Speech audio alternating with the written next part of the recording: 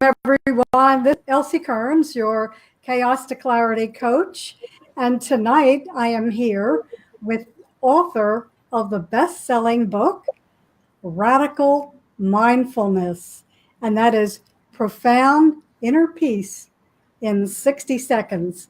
So I want to welcome Daniel Gutierrez. Have I said that right? Yes, you did. Welcome, Daniel, from LA, right? Yes, thank you. Glad to be here. Well, we're happy to have you. And I was struck by part of your story in that, you were a Fortune 500 successful consultant. You were in the boardrooms of Manhattan, on Wall Street. You sort of had done everything, including being help with President Obama's Department of Personnel during his reign. So you accomplished many, many things, and all of a sudden you decided something was missing. There was more than this 7-figure life that you wanted, and you began a 6-year journey, which sounds very incredible. So can you tell us a little bit about that? Because I know you went to Machu Picchu, the Himalayas. It sounds very mysterious. Yeah, and I'm glad that I wrote the book so that you don't have to do all that. I mean, but I'll just since we're live here, I'm just going to tell this kind of the story of what happened that got me to shift. I'll tell it very quickly. So if you could just imagine, I'm in New York City. I'm in Manhattan. I'm in a very posh restaurant. I don't know, 30-something floor. It's a private club. Members only. I'm in a custom-made suit. I got fancy shoes on. I'm having a cigar and a $250 shot of cognac. I'm looking out the window onto Fifth Avenue, and it's a snowy day, so it's snowing. A very sexy scene. Just absolutely. It's a wonderful life kind of moment. And I'm looking at myself through the reflection, and in a moment, I realized through the reflection that there was a tear coming down my eye, and I looked a little bit more intently, and I heard these words, and people say, "What was it?" I don't know what it was. I just heard them, and it says, "Who are you, and what values did you sell to get where you're at?" And I was floored. Now, to give you some context to why that question would even cross my mind, go back to the age of 17. I was a licensed Baptist minister. So that's what they were asking. That voice was saying, what happened to Danny Boy? What happened to that good kid?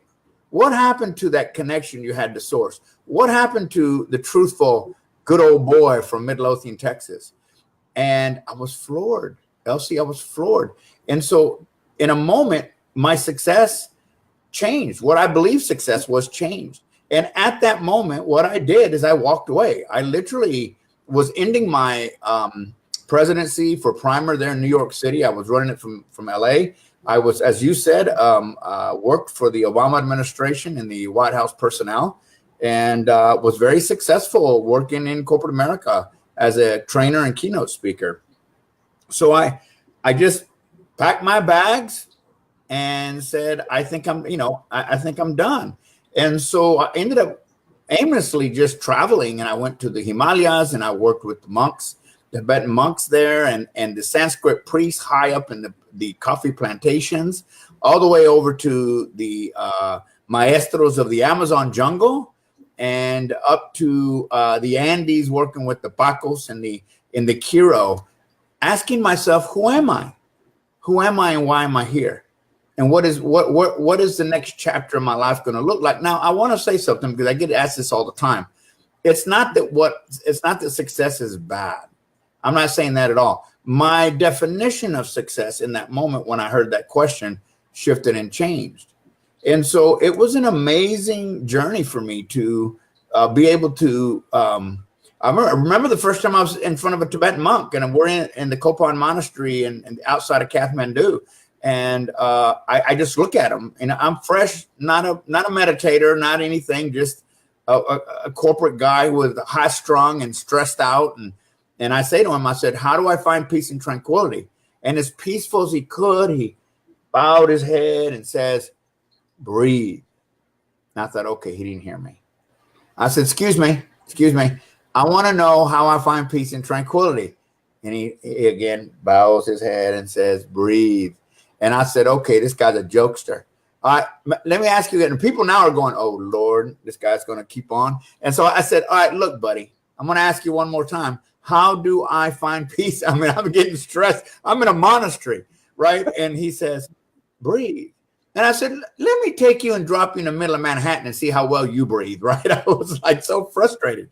But the truth was that when I did learn that lesson, when I did learn that I didn't breathe, when I did learn that one of the fastest ways to getting ourselves centered and present and radically mindful is as simple as taking a deep breath.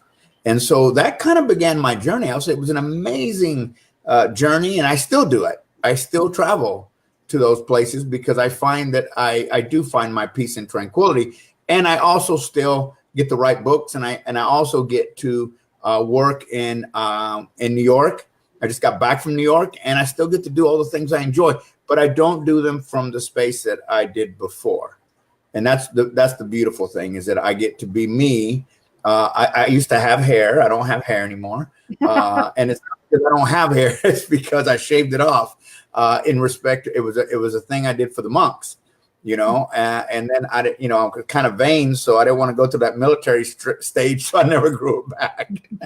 So that's the truth. So it's been an amazing journey. But yeah, thank you for asking me, because I don't think these things are amazing until I tell somebody, and they go, "You're not normal."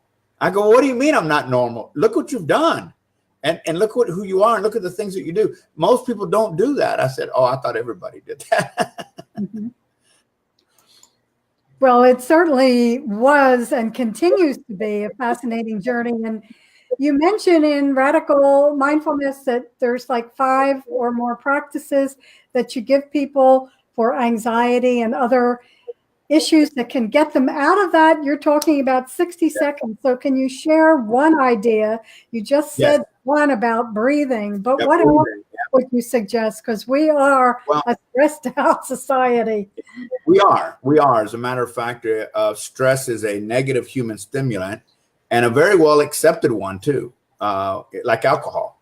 It's accepted socially to be able to do that. Unfortunately, stress, fear, doubt, and disbelief eventually, at some point, although a great motivator, will take its toll on a relationship, on your health, and be a negative.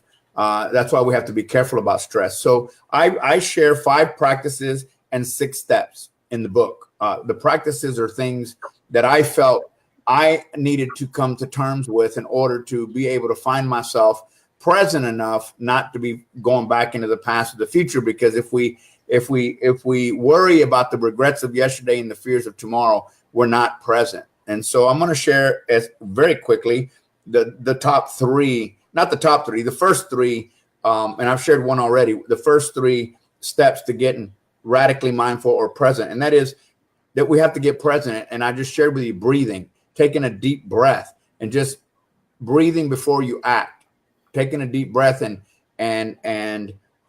bringing yourself to center. You can do that through meditation. You can do that through breathing. You can do that through yoga. I use essential oils. Love to use Palo Santo, which is called a sacred wood. It's from the frankincense family that I bring from Peru. And it's an incredible scent that always brings me in the center. So once you get yourself to that place, and you use whatever works for you, if a vanilla candle works for you, so be it. Then use it. And the first thing I ask myself, especially if I'm feeling some anxiety and I get myself present, where are my thoughts right now? Where are my thoughts? Where are my thoughts right now? Are they in the past? Are they in the future? Are they in the present? And if you have to ask yourself that question, you're not present. So you get yourself to that space. And then the next one I'm gonna share with you, and the rest of them you can read in the book, is, am I okay right now? Right now. If I'm present and I'm not in the future or the past, in this moment, without creating an illusion or a thought or stress or anxiety, in this moment, am I okay? Most of the time, the answer is yes, because the fear or the lack of not being okay is usually in the past or in the future. And so these are the first 3 steps that I say to get yourself radically mindful and to stay in the present moment. And when we do that, the beautiful thing about getting radically mindful, radically present, is that is where our greatest power is. Our ability to act and do something contrary to where we're at in the moment. And when we can do that, our lives can change. We can have better health, better relationships, better financial success. Great keys. Thank you. And you mentioned Peru. When we were talking a little earlier, you said something about building a center, a healing center. Tell me about that. Letting the cat out of the bag. As a matter of fact, later on this month, I will be next month. I keep forgetting we're still in this month. Next month, at the end of the month, I will be going to Peru to sign an existing already. I call it my home. It's going to be called Catalina, El Centro de Amor, Paz y Tranquilidad, which means Catalina, my mom's name, the center of love, peace, and tranquility. And I'm really excited about it. I'm going to make the official announcement once I get back and I've signed the papers. But basically, I'm opening my own center. I'm actually moving down there. That's gonna be my work. I mean, I'll live half the time there, half the time in the United States. It's a place that sleeps. Well, it's got 26 bedrooms, so I have a big place, and it's got its own restaurant. It's got its own conference center. It's got beautiful property. I'm gonna have some llamas running around. It's just what I've always dreamed of. And the goal for that is that people come and really learn how to be mindful, and also a great place for people who are looking to host their own events. And then my staff is going to take care of all the details for them. All they got to do is come out and teach, and we'll do the details of how to get the Machu Picchu, how to get the train, how to get train tickets, all the stuff that you don't want to do. We're going to do for you so that you can bring people to Peru. It's as a matter of fact, it's going to be in Pisac. A little village in the Sacred Valley, and it's an incredible bohemian little town. I'm very excited. Thanks for asking me that. I haven't really talked about it a lot because I'm one of those that likes to make sure that we got things nailed down, but it's coming to fruition, and I'm really excited about it. And actually it has to, because on the back of my book, it actually says for more information about my center, I go to my website. Yeah. So Daniel, I know that really not the last time you were in New York, but back in November of this past year, you were at Carnegie Hall to a sold out stage with a concert. How did all that come about? Thank you for asking me that. It's one of the most highlights of my life. And, one of the things that people told me when I went on this journey was I was crazy. I'd lost my mind. What was I thinking? What was, you're a powerful leader. You're going to ruin your brand, blah, blah, blah. It went on and on and on. I didn't listen to him, but, as I never did anyway. And so I got asked by a dear friend of mine, Michel Pascal, to open the concert, a meditation concert with Earth, Wind, and Fire and some other very powerful musicians. And I opened the concert. And I told the room there, the Full House room, that I said, a few years back, I was sitting in a posh restaurant not too far from here. And I made the decision to walk away from my life to find myself. I don't know if it's find myself as much as find out what my purpose was. I said, and everyone thought I was crazy. And now 6 years later, I'm standing on one of the biggest stages in the world. So I couldn't have done too bad. So it was a beautiful, beautiful opportunity. I walked into Carnegie Hall and just started crying. I couldn't believe it. I just couldn't believe it, that I could be me, that I could dress the way I want to dress, that I could be as authentically me and still touch the world in that way. And that's probably one of the most beautiful lessons of that night, that day, is that I got I have truly found myself, body, mind, and soul, in alignment with who I am, how I feel, and how I present myself. Very, very special event for sure. Now, I know that when you are in Peru, you'll be spending part of the time here, but how do people work with you now when you're here in the States? They over the phone. I coach people all over the world. Actually, I've had students in about, I think the last time I counted was about 17 countries. And so, from time to time, people will call. They might, want help with their business or whatever it is that they're wanting to. And so they work with me that way. So it's very simple. I'm a keynote speaker. I'm a coach, and then I am a traveler. And of course, we've talked about all those things already. And that's all I do. And that was one of the things that came from being in this journey, was really fine tuning who I am. What do I do? We cannot be a jack of all trades and a master of nothing. We have to find whatever we do and stick with it. And if we do, then people will believe us. And when they believe us, then they'll do business with us. And when they do business with us, we'll prosper. And that was one of the biggest lessons of that traveling opportunity that I have. And I love to travel, so I'm still doing it. As a matter of fact, I'm taking a group to Bhutan later this year. Okay, so tell me a little bit more about that. Bhutan is retreat or? Kind of, yeah. The Prince of Bhutan, I got an invitation. Bhutan is a kingdom. It's still ran by the king there. It sits between Nepal and Tibet. So it's literally perched up. Now, people probably have heard of a place called the Eagle's Nest. It's a monastery that hangs off the mountain. That's where it's at, and that's where we're going. So we're going to go spend 7 to 10 days there in Bhutan, and we're going to visit some royal family homes, and we're going to eat well, and we're going to study their medicinal plants. One of the things I'm interested in is that Bhutan has been labeled as the happiest place in the world. I want to know what they're eating. I do too. I want to know all about it as well. Is that considered a blue zone? No, I don't. Well, it could be, because there's really not a whole lot of commerce there. It literally, not until the 1980s, didn't even have TVs. So it's only been in recent memory that they've had TVs there. They've really kept the outside world out to keep the people. They're not under siege or anything, but to keep them pure and not so into consumerism like we are here in the United States. Right. So, Daniel, we're in a very difficult transition. Do you have any advice for us outside of, all that you've given us? Particularly in the States here, we're just in a place where we've never been before, and everyone is very concerned.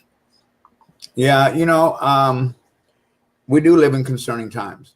We live in concerning times, and I have to believe that our grandparents and their parents all felt the same way all the way back to the Depression, felt that the sky was falling. The advice I would give all of us, including myself, is when we heal ourselves, we heal the world. When we love those that are unlovable, we heal the world. And that's the only way out. There is no other way out. And that is easy said, done hard, right? It's one of those things where, how do we love the unlovable?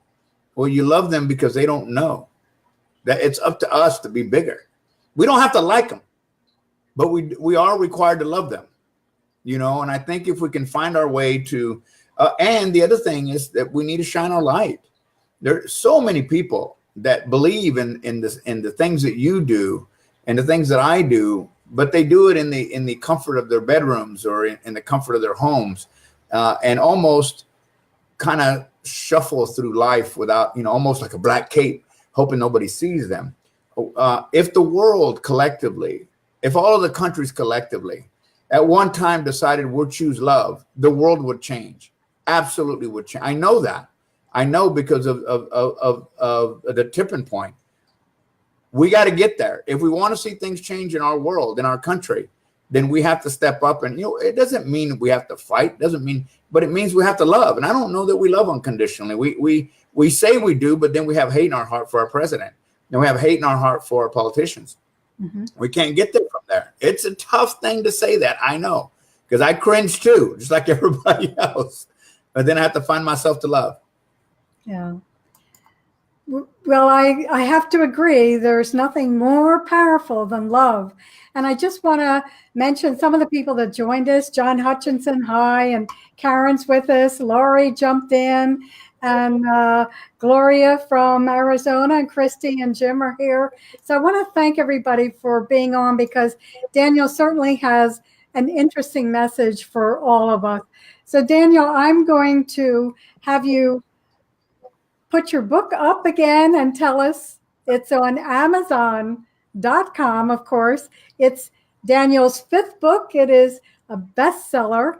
And I think that the future with you going between the United States, and it seems like traveling all through the world, and that special center in Peru. And if I understand it correctly, it's named after your mother.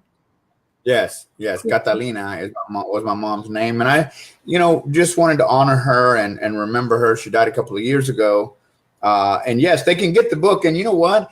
When the book first came out a week ago, it became an international best-selling book, and it was 99 cents. That was the ebook. So for those of you that are watching, I've never gone in there and changed the price because I've been so busy traveling. So you can still get the ebook version for 99 cents. So go in there and get it before I change the price. And if you want to grab the book and maybe someday I'll be in your city and you can get a sign. I can sign it for you. But thank you for your support and thank you for your kindness. And I don't do what I do because I think that I have something to say. I do what I do because it changes me to help others, and it blesses me to use my gifts. And I think it's prudent upon all of us to shine our light and to share our gifts. I have a friend who put on Facebook today that she has a friend who was as a doctor and a teacher, and all of a sudden she got ill and got cancer, and it's attacking her body, and it doesn't look good. And she did a Facebook Live today, and she said, please, please, please live your life. You don't know when your contract is up. Don't wait till tomorrow. Travel where you want to go. Write that book you always talked about. And that's what being mindful is all about, is realizing that the only power that we have is in the present.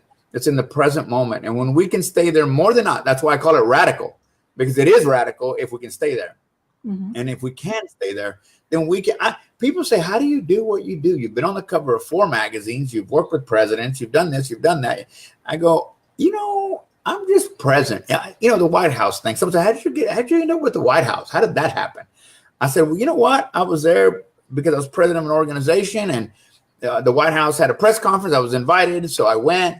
And after we were done, I went to a tour, and they said they needed some help. And I raised my hand. I was present. I raised my hand and said, oh, I'll help you. I can do that. And the next thing you know, I was working with them. And life is as magical as you allow it to be. Life is as magical as you allow it to be. Life is magical when you're present enough to see the gifts the universe is giving you. But if you're not present and you're crucifying yourself between the regrets of yesterday and the fears of tomorrow, you can't see those beautiful gifts. Mm-hmm. And I think that I've just, I was the guy that, people talk about, oh, I'm just in a room full of horse manure. It's just a horrible life. I'd go, well, I always felt that way, but I figured I'm going to keep looking because that manure didn't get there by itself. I'm going to find out where the horse is at. So it's about just taking those moments, and all of us can have extraordinary lives the more radically mindful that we are in our lives. And that's why I wrote the book, and that's why I'm excited about that. And you're right. I mean, I told you that I never thought I'd be an author. For goodness sakes, I was horrible at English and horrible at writing. So thank goodness for having people check your work. So, Daniel, you left the outer world. You really found your inner world, as you talk about in your book. And I just want to remind everybody about Daniel's message being in the present moment, because if we could be in the present moment, every single moment, we would never age. Correct? Yeah, that's true. Well, I don't want to be a kid again, though. I like where I'm at. Oh, thank you so much for joining us tonight, Daniel. Remember, everyone, radical mindfulness, profound inner peace in less than 60 seconds. So, Daniel, safe travel, continue, and we'll have to do this interview. You said you were going to put a studio in that wellness center in Peru. So we'll do an interview when you get down there and get set up. I love it. Thank you so much for having me. And thank you all that are watching tonight. And I hope to see you soon once I get that studio built. Great. Thank you, everyone, for joining us. This is Elsie Kerns, Chaos to Clarity Coach, and Daniel, author, best-selling author of Radical Mindfulness. Good night, everyone.